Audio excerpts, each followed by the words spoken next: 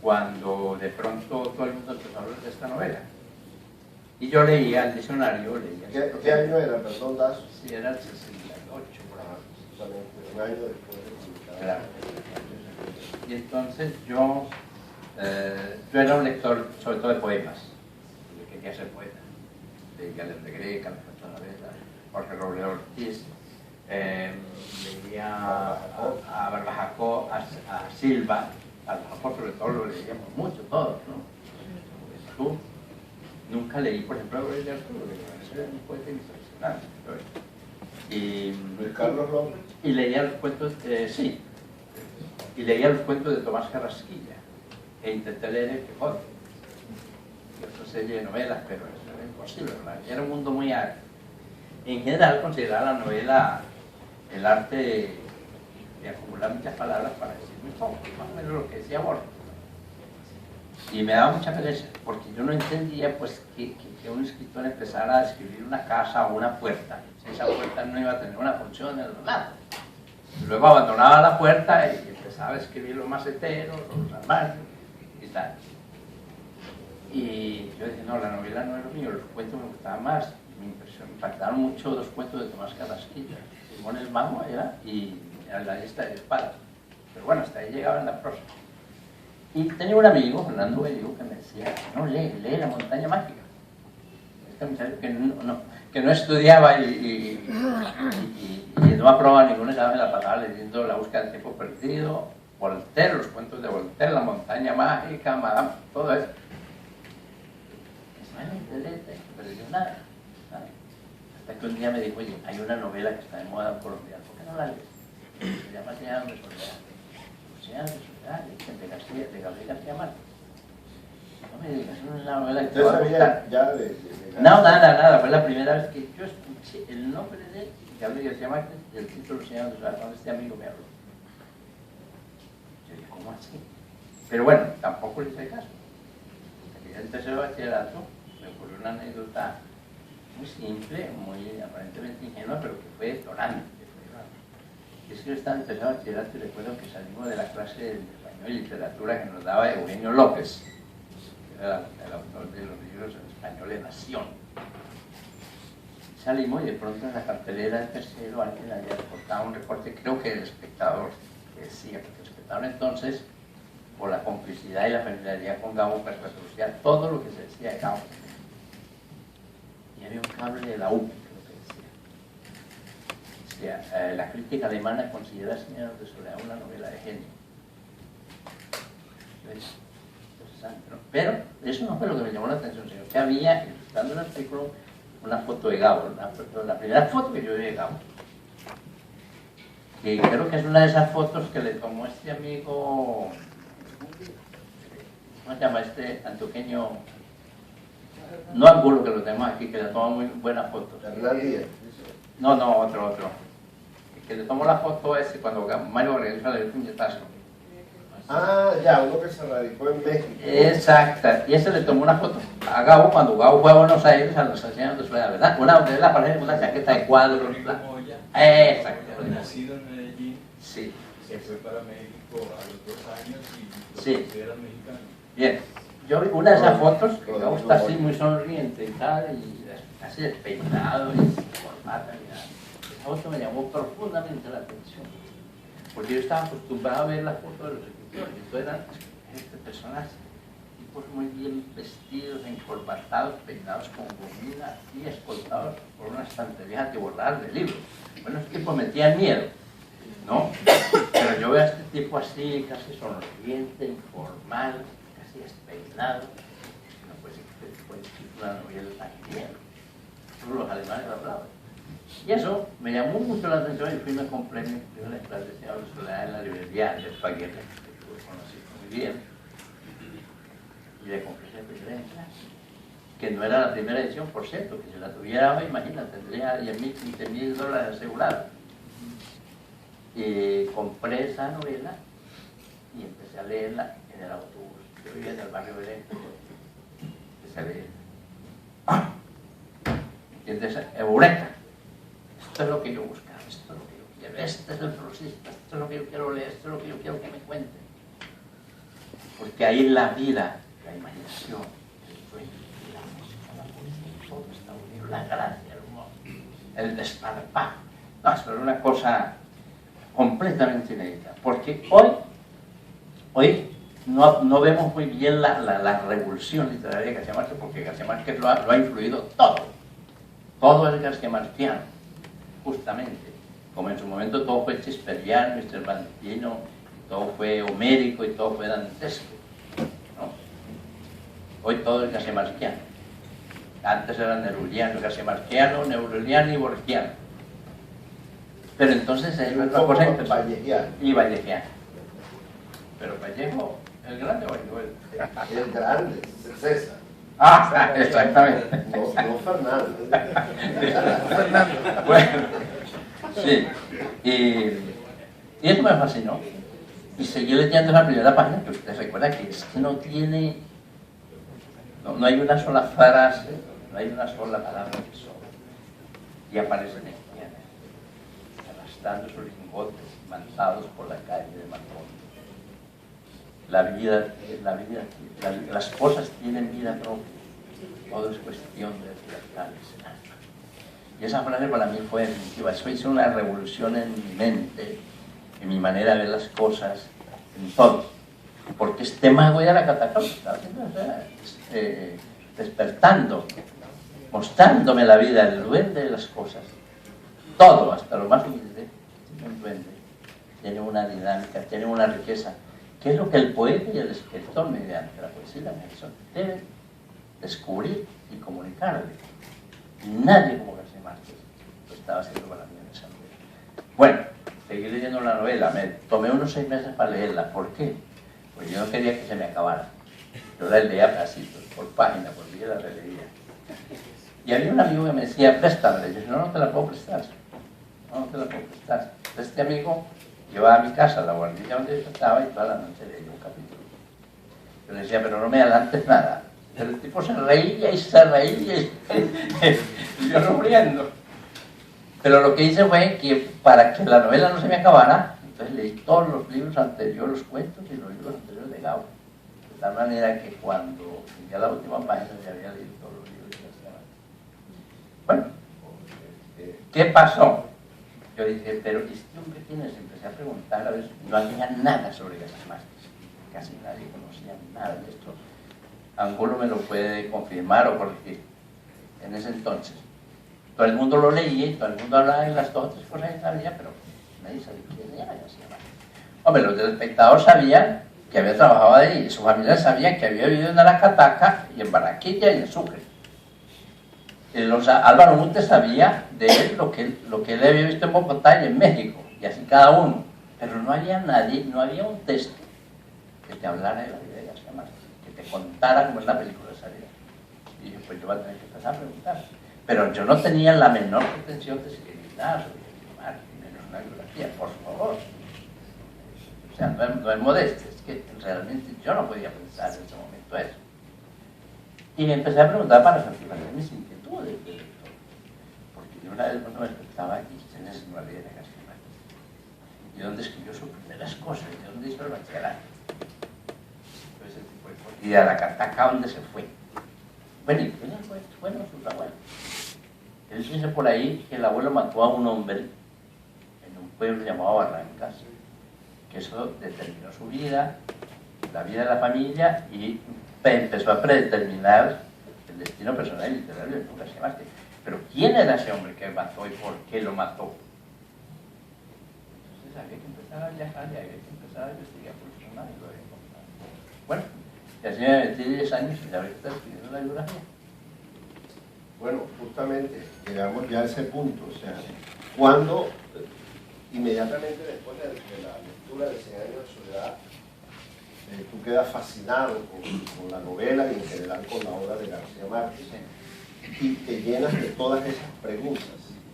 ¿Cuándo decides que tú vas a intentar personalmente darle respuesta a todas esas preguntas a través de un proyecto serio de una biografía? O sea, ¿cuándo tomas esa decisión? Mira, esa decisión la tomé cuando Gabo recibió el premio Nobel, porque una vez más constaté que casi nadie conocía la biografía de García Márquez. Ustedes saben que cuando le dan el premio, las televisiones del mundo no tenían imagen de García Márquez, porque él era muy reacio a salir al cine, decía que él era muy anacrónico para el cine, más que él tenía miedo a la cámara, sencillamente. Y solo existía, creo, una entrevista que le había hecho Caicedo, Germán Castro Caicedo, para la televisión colombiana, con motivo de la mala hora en televisión. Y existía, aunque nadie sabía, existía un encuentro de Gabo en la embajada de Chile en París, cuando le dieron el premio Nobel a Neruda. Ahí hay una grabación de la televisión mexicana que creo que es la primera entrevista a Gabo, si no me equivoco. Pero maestro Angulo, que sabe mucho de estas cosas, nos puede ayudar. Solo existían esos dos documentos. Y todo el mundo, la gente intentaba hacer una monografía de Gabo, no había manera. Las cosas que decían pues estaban todas equivocadas, no había una fecha cierta, confundían los géneros, todo. Y yo dije, bueno, yo sí conozco la vida de Gabo. Para empezar, yo recuerdo que hasta entonces en todos los libros de García Márquez se decía que había nacido en 1928. Yo también lo acepté así, como todo el mundo. Bien, y entonces dije, bueno, voy a escribir la vida de García Márquez, porque claro, ya desde el 82 yo llevaba como más de 10, 12 años trabajando, tenía una cantidad de información, me había leído, releído todos sus libros, sus reportajes, podía identificar un reportaje, un cuento, o una crónica, o una novela, por una sola frase que alguien me dijera. Bueno, y todo lo que había salido sobre él, lo leía, ya había ido a la Cataca, había hablado con sus padres, con sus hermanas, con Aida, la monja, que luego empecé a conversar en Copacabana. Bueno, voy a escribir esta biografía. Había un editor, uno de los mejores editores artesanos de España, llamado Valentín Zapatero, que tenía una editorial en Madrid muy bella, tenía unos libros maravillosos. Dirías, este hombre miraba a Gabo de una manera, decía, no, es que es el segundo Cervantes. Fuerte Cervantes está acá. Me dijo, oye, ¿por qué no me haces un álbum Proust? Al ver el mío libro sobre Gabo y los traigo con imágenes, y hacemos una especie de álbum Proust. Y lo publicamos. Yo te hago una edición lo más lujosa posible. Bueno, para mí era una consagración que este hombre me propusiera eso. Y trabajamos en eso un tiempo. Y yo le dije, no, yo no quiero hacer un álbum Proust. Yo quiero hacer una biografía. Quiero contar una historia, un relato, una saga, la saga que García Márquez hizo. Y fue cuando ya viene el premio Nobel, y en el 83 tomé esa decisión de empezar a escribir de una manera deliberada la biografía. Pero entonces me di cuenta que yo tampoco conocía la vida de García Márquez. Y que una cosa era conocerlo como lector, fascinado y agradecido, y otra cosa era conocerlo como lector. Son dos cosas absolutamente diferentes. Yo ignoraba, el lector registra unas cosas que el biógrafo sí necesita, pero que el biógrafo va más allá. Yo carecía de la base proteínica, entonces me faltaban los ladrillos, me faltaban los elementos primarios, los nombres de las cosas, de las comidas, de los árboles, de las fechas, del folclore, la historia de los pueblos, todo eso, la letra pequeña. Y entonces fue cuando descubrí que una biografía se arma con cosas pequeñas, como una novela también se arma con pequeñas cosas. Que el gran dato, que normalmente es el que retiene el lector, a ese dato se llega por una cantidad de pequeños datos. A ese momento, a esa gran anécdota se llega por una cantidad de cosas pequeñas. Y entonces tuve que volver a las fuentes y empezar a investigar para poder contar el cuento. Yo ya tenía una versión. Fue cuando dejé un programa, yo trabajaba en un programa de libros en la televisión, la televisión de España, en Sevilla. Era redactor y asesor ahí. Y entonces dejé eso y me vine en 92 con la familia y estuve 6 meses. ¿Te viniste para dónde? A Colombia, 6 meses, y dejé la familia de Medellín y viajé por medio Colombia, desde Zipaquirá y Bogotá hasta Riohacha, Sucre, Santa Marta, Ciénaga, Cartagena, Barranquilla y Sucre. Guacamayal, Sevilla, todos esos lugares. Y todos esos viajes había que hacerlos en avión, en camiones, en chalupas o a caballo. Yo tuve siempre desde el principio tuve el acierto, un acierto por intuición, de que una intervención excesiva de biografía, en este caso de Gabo, iba a echar una sombra, iba a determinar mi libro, y aquello probablemente el resultado de este proceso ya no sería una biografía, sino más bien una geografía. Pero tampoco podía ignorar su fuente, sus testimonios. Yo siempre creí que tenía que recurrir a las fuentes, a otras fuentes, que eran sus familiares, sus amigos, todo lo que había escrito, la oralidad, todo eso. Y cuando yo fui a verlo en el 89, pues yo llevaba 18, 17 años trabajando en la biografía. Ya lo conocía bastante bien. Ya lo conocía bastante bien. Y yo quería verlo para preguntarle o que me contara ciertas cosas que yo no encontraba ni en la familia, ni en las respuestas de la familia, ni en los textos, ni en los amigos. Y fue así como a través de Carlos García, pues ella me arregló 2 encuentros con él en México por allá en marzo del 89. Y en efecto, charlamos unas 6 horas, totales, 6 horas. Y él me contó cosas que para mí fueron definitivas, muy importantes, sobre todo en la infancia y hasta los 20 años. ¿No? Lo demás yo lo sabía bastante bien, yo ya había reconstruido en parte la Tipaquirá, etcétera, lo de estas cosas. Y él me contó cosas esenciales, sobre todo con el abuelo, el aprendizaje de cómo aprendió a leer y escribir, su relación con la poesía a través de Rosalía Fermo, sobre la maestra, etcétera, etcétera. Pero a la vez, él me dio una cantidad de información que me llevó 3 años a aclarar. O sea, me dio una serie de información que yo veía que salía más del novelista que del escritor, del hombre. Y Gabo no podía, que nos conocimos, pues no podía hacer otra cosa. Porque lo que él hizo toda la vida en periodismo y en sus libros, pues fue transponer toda la experiencia vivida por él o por sus amigos o por sus familiares, todo lo que él leyó, vivió o escuchó, lo transpuso en su prosa. De tal manera que Gabo, por eso él dijo que la vida no es lo que uno vivió, sino cómo lo recuerda, cómo la recuerda para contarla, más o menos. ¿Ya? Tiene toda la razón. Entonces yo sabía que él podía esperar unas cosas, pero otras no. Por ejemplo, la fecha del regreso a la Cataca para vender la casa con la madre. Eso, de esto te quería preguntar justamente ahora.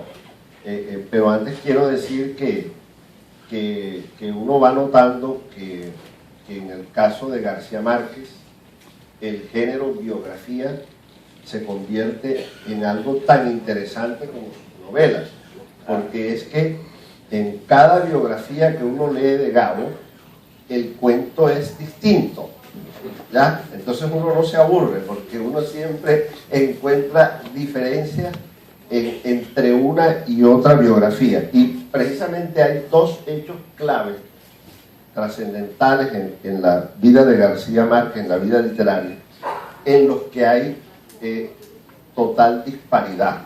Uno es ese que tú dices, el viaje que él hace con la madre desde Barranquilla para vender la casa de los abuelos en Aracataca.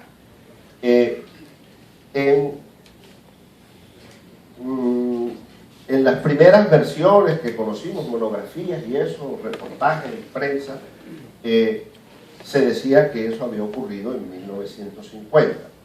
El mismo Gabo en sus memorias, en febrero del 50, el mismo Gabo dice en sus memorias, Vivir para contarla, que eso fue en febrero de 1950, además dice que era en un carnaval.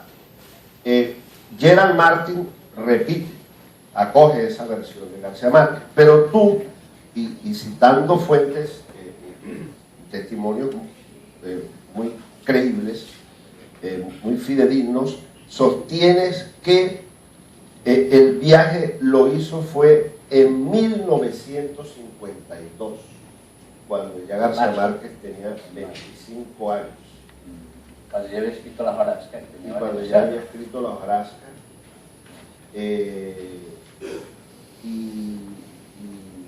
Y bueno, o sea, ¿qué opinas tú de eso? O sea, sobre esa historia. Mira, cuando yo lo visité... ¿Cuál puede ser la verdad? Cuando yo lo visité, una de las cosas que él más se preocupó por documentarme, intentar documentarme fue esa fecha. Y me dijo, mira, entre el 25 y el 28 de febrero del 50, yo hice ese viaje. Entonces miró los textos costeños de la fecha. Y yo me di cuenta que casi todas las fechas importantes de Gabo, él las tenía equivocadas, no las recordaba. Y que esta fecha, si él la recordaba tanto, también, y la citaba con precisión en varias entrevistas, es porque tenía que ser una fecha inventada. Porque son las fechas reales que olvidan, pero las que tú te inventas no se olvidan. Esto tengo una inquietud. Esta es una editorial relativamente nueva, fundada en 2007, y está exclusivamente dedicada a publicar clásicos contemporáneos del siglo XIX y del siglo XX, o sea, autores cuyas obras ya son de dominio público. Ellos dicen que tienen muy pocos recursos para comprar manuscritos, novelas inéditas. Entonces, ¿cómo es que te publican esta novela aquí en Navona? Mira, es un grupo editorial. Dentro de ese grupo editorial que tiene muchas cosas, Pérez Sureda, que es un editor que se ha paseado por todas las casas grandes, todas las grandes categorías de España, creó ese sello. Y en 2 o 3 años pues lo ha colocado en la vanguardia de las grandes editoriales. Sé que las librerías y los críticos y los periódicos se pelean por comentar sus libros. Y es verdad que él solo saca clásicos modernos o modernos. Lo que pasa es que él es amigo. Y él y yo nos conocimos cuando él dirigía la editorial, ¿cómo se llama? Del Agua y La Otra Orilla, que era el sucursal de Norma allí. Pero él me dijo una vez, yo quiero leer tu novela, porque él había conocido claramente, yo quiero leer tu novela, yo creo que no me la vas a dar, pero quiero leer, te la pido como amigo, como lector, no como editor. Entonces fue el primero que leyó esa novela, porque el primero que me la pidió. Yo, pues, para corresponder se la mandé. Él le gustó mucho, se quedó encapechado la novela. Cuando él la vino a leer, ya no era director de ninguna editorial, y le iban a ofrecer, o le están ofreciendo, dirigir la Casa General de Mondador, ahora en España. Me dijo, mira, no, creo que no, porque fue una cosa que yo, eso sí, uno realmente cuando escribe un libro no sabe qué libro está escribiendo. Incluso, aún terminándolo, uno sigue sin saber qué es lo que ha hecho. O sea, el autor es el necesitado para hablar de sus obras, sobre todo sus obras recentes, porque carece de una perspectiva. No puede ser lector de su propia obra. Pero una cosa que sí yo tuve muy en cuenta es no hacer una novela sobre la violencia. Más bien, porque ese tema yo lo quise evitar. Pero a través de los personajes la historia me llegó. No lo pude eludir. Porque yo había que buscar, justificar contextualmente el destino de estos personajes. Y yo además me crié en esa década de los 50, nací y me crié hasta los 10 años, en esa época increíble. Esa década de los 50 en que yo no vi un muerto físico, pero el que vivía lleno de terror todas las noches, con las ánimas en pena, que eran las ánimas de los muertos de la violencia. Entonces, como dice Borges, cuando uno escribe uno tiene que ser honesto, uno tiene que ser sincero, uno tiene que ser realista, no con la realidad inmediata, sino con la realidad de tus sueños, de tu memoria, con la verdad profunda que eres. Entonces, yo no quise, como te decía, meterme en ese tema. Sobre todo porque se han escrito muchas novelas, y la novela de violencia escribieron como 300 novelas, de las cuales Gabo dijo que todas eran inventario de muertos. Y como yo aprendí también eso de Gabo, y Gabo lo aprendió de Albert Camus, que la violencia no está en los muertos sino en los vivos. Exactamente. yo no me voy a meter en este tema. Pero cuando apareció y fue inevitable que lo abordara, entonces dirigí mi mirada más que todo hacia sus fuentes, sus raíces y sus consecuencias. Sí, y por eso es que no, pero siempre y no cuando, hay un solo muerto aquí. exactamente. O sea, no hay un solo muerto. Pero el libro Están está lleno las de ánimas. El libro está lleno de ánimas, que al final son como 1 millón de ánimas que van saturando el viento, ¿no? El aire, que crean un Hades en el aire. Como en Pedro Páramo. Está lleno de muertos, solo que al final nos enteramos que todos son ánimas, ¿no? Ya. Y entonces yo dije, no, esto no. Pero de una manera muy natural, muy espontánea, a través de los personajes, la dinámica de la historia, yo creo que fui resolviendo por vía de la imaginación, si me lo permiten modestamente, por vía de la poesía, fui resolviendo ese problema. Pero, como te decía, apuntando siempre a sus causas y a sus consecuencias. Lazo, ya que hablamos de las ánimas, para que vamos, lamentablemente aquí el tiempo, como en televisión, el tiempo en el Carnaval de las Artes es nuestro principal tirano. Entonces, te voy a hacer un par de preguntas nada más. Ya que hablamos de las ánimas, además del tema de la violencia esa de los años 50, otro elemento que tiene una fuerte presencia en la novela es el de la irrealidad creada por los mitos y leyendas regionales, ¿no? que involucran duendes, ánimas, fantasmas, brujas, personajes legendarios. Esto ha hecho que alguna crítica que yo leí en España haya sostenido que tu novela está bajo la influencia del llamado realismo mágico de tu maestro. ¿Qué tienes que decir sobre eso? Hombre, sin duda hay una influencia. Primero está la influencia de la realidad. Es porosa, es heterogénea, es ambigua, ¿no? Que es resbaladiza. Y luego tiene que estar la influencia de un maestro. Yo he leído y releído y estudiado durante más de 30 años. Pero tengo que esa influencia de García Márquez está en la medida en que se da también la influencia de la realidad, de las experiencias personales. Yo no puedo ser muy consciente de esa influencia porque para mí García Márquez, como Rulfo, como Rulfo, como Borges, como Aurelio Arturo, como Virgilio, la geórica Virgilio, antes hablaba de las églogas, la novela tiene esa presencia de la geórica de Virgilio. Para mí son una influencia porque se han convertido en parte de mi personalidad, son parte de mi temperamento, son parte de mi espíritu, incluso de mi sangre. En ese sentido, hay esa influencia. Ahora, yo no intenté trabajar mucho lo llamado realismo mágico, porque no estoy muy de acuerdo con él. Y creo que en García Márquez, incluso en Señal de Soledad, no es lo esencial como apunta la crítica, sino que es una cosa episódica. Lo esencial de García Márquez, y sobre todo en Señal de Soledad, es el realismo mítico y el realismo poético. Porque lo mágico es episódico. Y eso es lo que yo quería trabajar, sobre todo el realismo poético y el realismo fantástico. ¿Por qué fantástico? No solo porque hay fantasmas, toda la novela está llena de ánimas en pena, sino porque es una novela trabajada desde la memoria y para la memoria. Y la memoria, decía Borges, es una de las formas de la literatura fantástica. Porque sabemos que la memoria no es el recuerdo. La memoria es algo de recuerdo, mucho de olvido y de imaginación. Es la prenovela, en realidad, el moral de la novela. La memoria.